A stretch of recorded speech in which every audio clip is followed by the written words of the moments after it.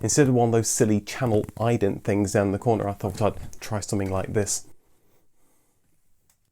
The mid-90s was a seminal time for BMW. They returned to Formula One in 1998 with Williams, and with their help they would win the 1999 24 Hours of Le Mans. They purchased both Rover and Land Rover to turn BMW into a large volume car manufacturer. The new Mini and Rover 75 would revitalise that company, or so they thought, and the new Freelander and new Range Rover would take Land Rover to the next level. But the BMW brand wasn't going to be left out. The X5 would be BMW's first entry into the 4x4 SUV category. So how did customers react to one of the first unibody SUVs? And what's happened in the last 20 years to get us to today's ginormously kidney-grilled X5? This is the BMW X5 story.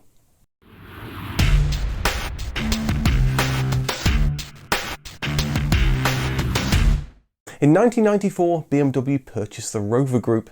With this purchase came Land Rover. BMW had been eyeing Land Rover's increasing success in the luxury off-roading market with cars such as the Range Rover. With access to people who knew how to make a luxury 4x4, thoughts turned to making a BMW branded SUV. Up until now, Land Rover had had the luxury off-roading market pretty much all to itself. Customers liked sitting up higher as it made them feel safer.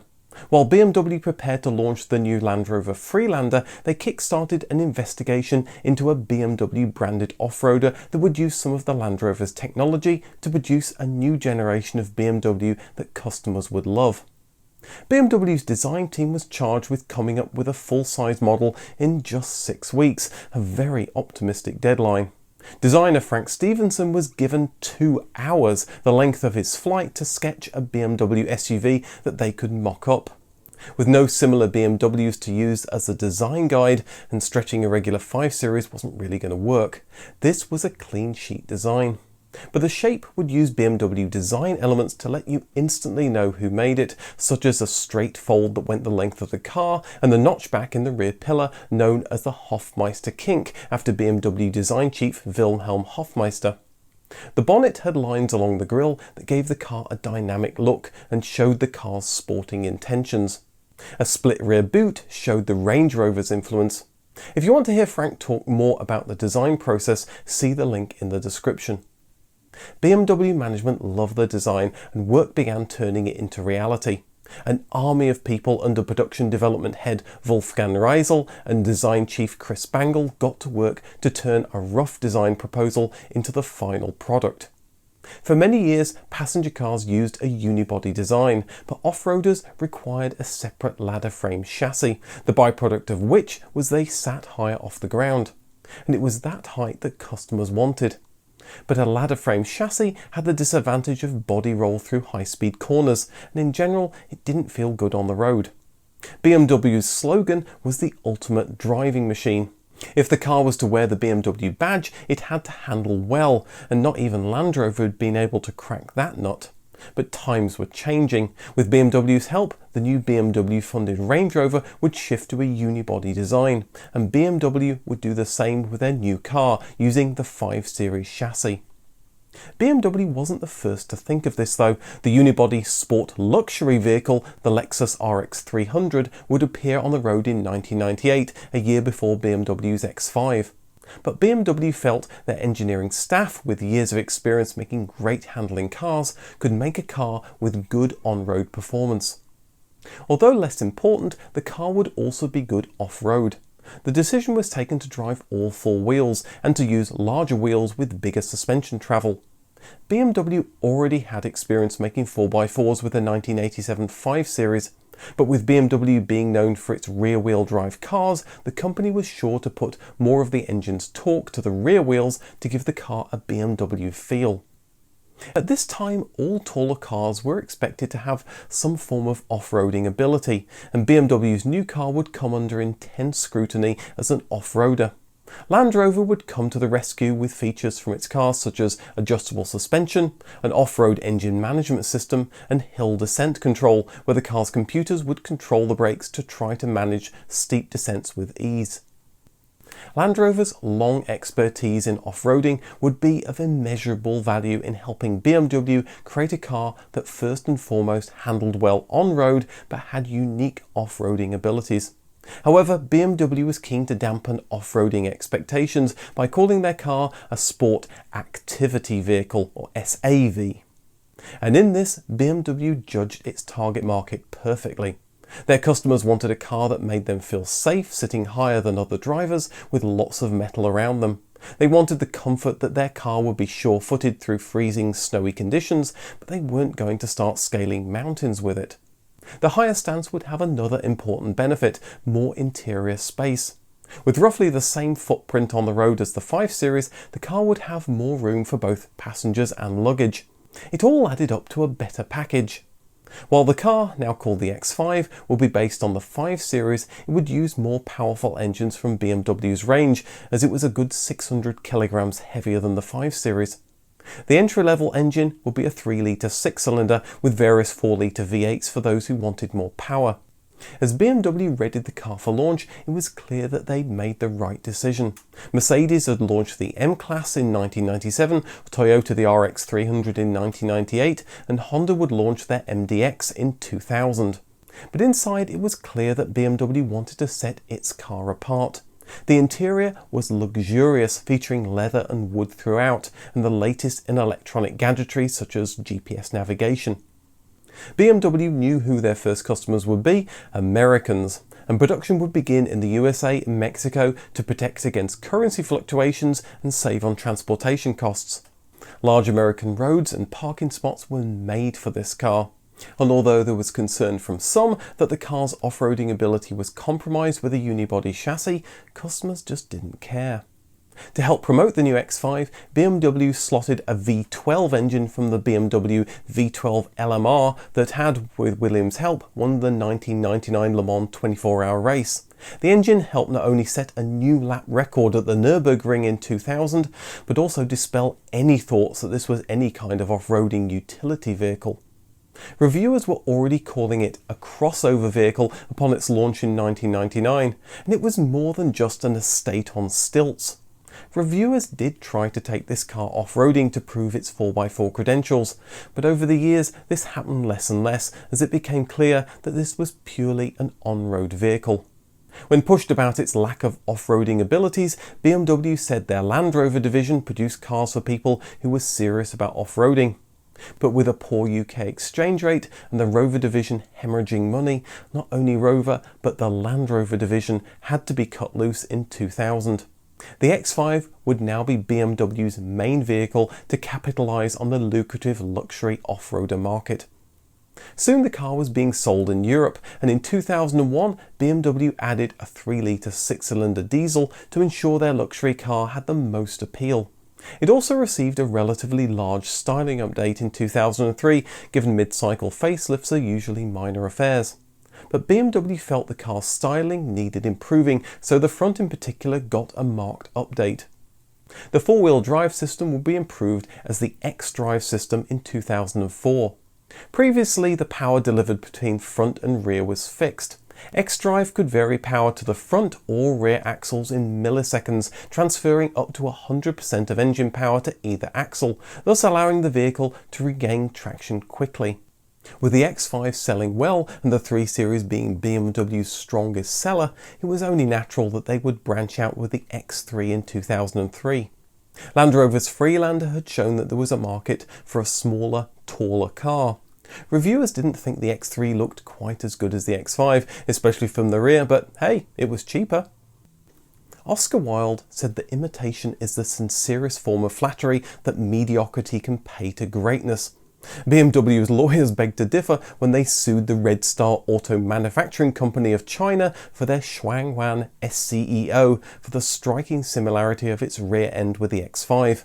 But the lawsuit occurred in 2008, and at that time BMW had already given up on its rear end look with the second generation X5 in 2006. One thing BMW wanted to fix with its new X5 was its size. The X3 and X5 were just 10 centimeters different in length, so the new car would grow in width, height and almost 19 centimeters in length to differentiate it. This also allowed it to offer a third row of seats, so it could compete with the more practical Volvo XC90 that had been offering this since 2002. As far as interior gadgets went, it received a heads-up display, plus BMW's maddening iDrive joystick. You can tell I don't like that thing. A UI gadget BMW used as the screen was so far away from the driver, touchscreens wouldn't work. To improve handling, Dynamic Drive used active anti-roll bars to counteract body roll, and active dampening allowed drivers to alter the comfort of the suspension. If you wanted a car taller than the 5 Series, but not quite as tall as the X5, BMW had you covered with the new X6 in 2007. It was around the same length and width of the X5, but essentially a taller version of the 6 Series Coupe. In fact, BMW invented a new name for this car, the Sport Active Coupe, that precisely no one else used to describe it. As the car's very close mechanically to the X5, it's usually produced alongside it. And that's precisely what happened in 2009 when production of the X5 expanded to Russia. Back in Europe, BMW further expanded the X range in 2009 with the X1, and both the X5 and X6 were given a boost with Performance M versions using a 4.4 litre V8. There was consternation from BMW purists who felt that M cars should be reserved for pure driving cars, whatever they are. Again, this was a case of BMW reacting to competition, such as the Porsche Cayenne. The new M version had a quite frankly astounding 0 to 60 time of just 4 seconds, beating out both the Range Rover Sport and the Cayenne. But it wasn't all about acceleration. The M version featured improved power distribution to all 4 wheels and better power steering. The mid-cycle update for the second generation X5, known by BMW's marketing team as the Life Cycle Impulse Update, seemed more minor than the first. The fog lamps were moved and the look of the front bumpers was updated, but bigger changes were found underneath the bonnet, with more powerful and lighter 6-cylinder and V8 engines and a new straight-six diesel.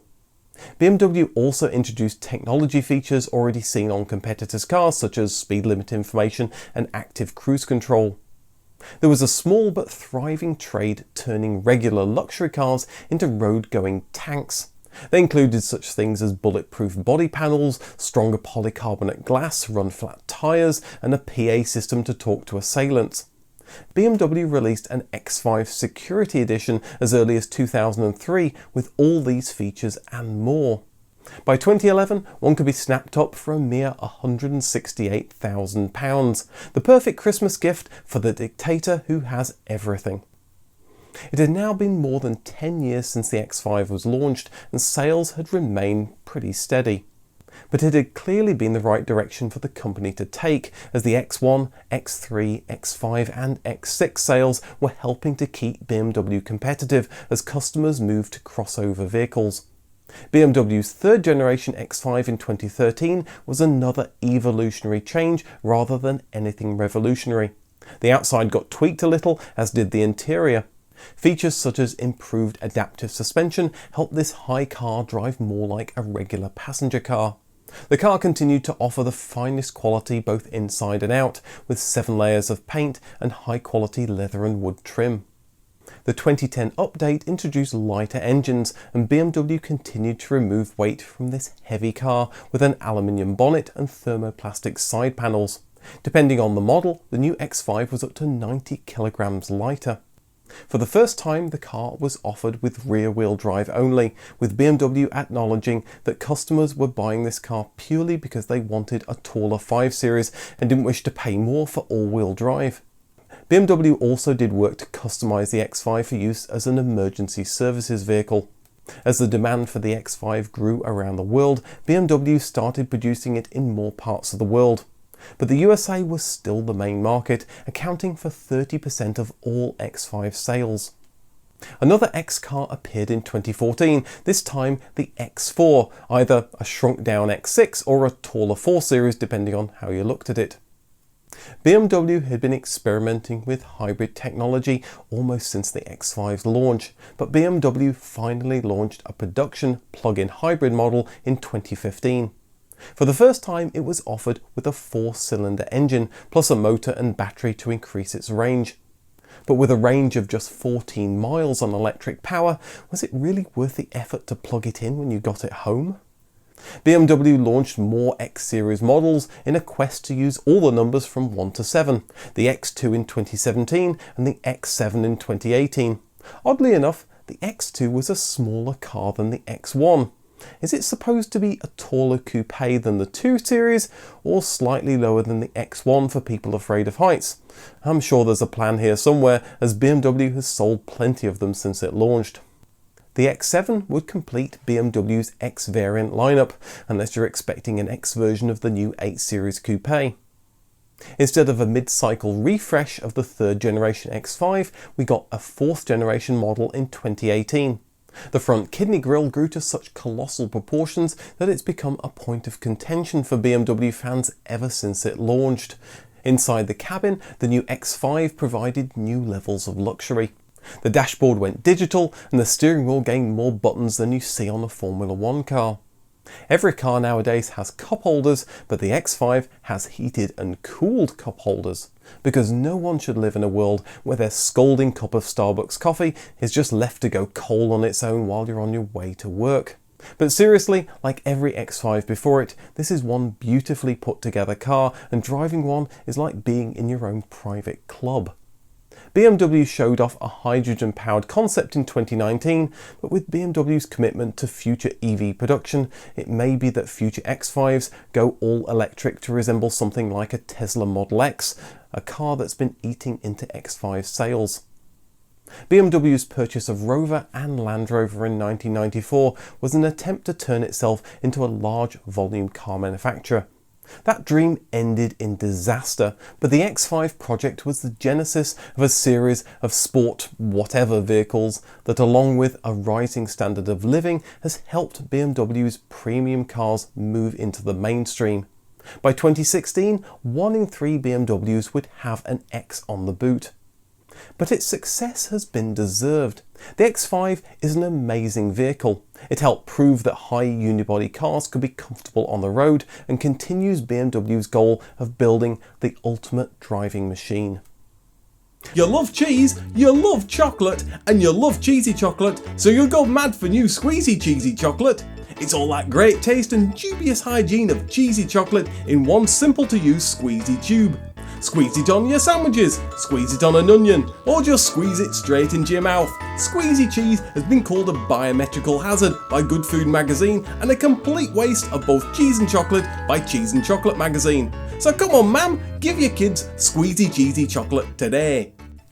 A big thank you to all my patrons for supporting me. To get early advert-free access to new videos or to appear in the credits, please consider supporting me using the Patreon link below from just $1 or 80p a month, and hit that subscribe button to get notified of new videos.